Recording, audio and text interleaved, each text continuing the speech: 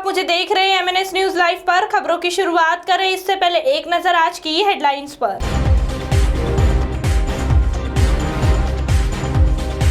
City के अंदर 50% यात्री सेवा बाहर कर रहे मनमर्जी। उमरेड में कोरोना ब्लास्ट मिले 116 कोविड बाधित। बंद पड़ा है पीएम किसान योजना की पंजीकरण। आइए अब खबरें देखते हैं विस्तार से। सिटी के अंदर 50% यात्री सेवा बाहर कर रहे मनमर्जी। गणेशपेट बस स्टैंड से निकलने के बाद एसटी की बसें जैसे ही सिटी से बाहर निकलती है, उनका 50% यात्री वाला नियम समाप्त हो जाता है। सिटी के बाहर जाते ही एसटी बसों में यात्रियों की संख्या मनमर्जी हो जाती है।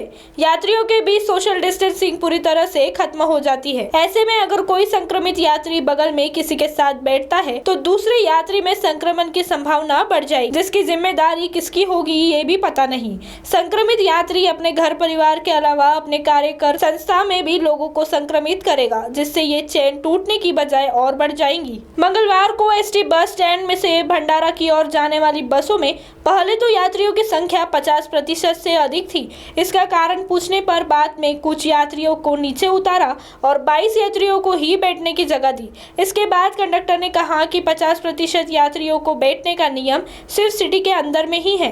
पार्टी के बाद जितने चाहे उतने यात्री बैठ सकते हैं, बाहर में कोई दिक्कत नहीं है। नियम सिर्फ सिटी के अंदर के लिए ही है। तो वही दूसरी ओर उमरेड में कोरोना ब्लास्ट मिले 116 कोविड बाधित। उमरेड शहर तथा ग्रामीण क्षेत्र में दिनों दिन कोरोना संक्रमण बढ़ता जा रहा है।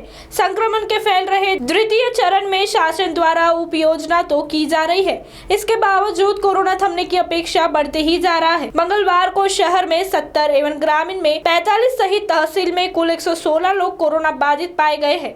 उमरेड शहर में मंगलवार को कोरोना एक्टिव मरीजों की संख्या 436 पाई गई। इसमें उमरेड शहर में 225 तथा उमरेड ग्रामीण में 211 कोरोना के एक्टिव मरीज पाए गए। उमरेड में कोरोना से मुक्त मरीजों की संख्या 1365 पर पहुंच गई है।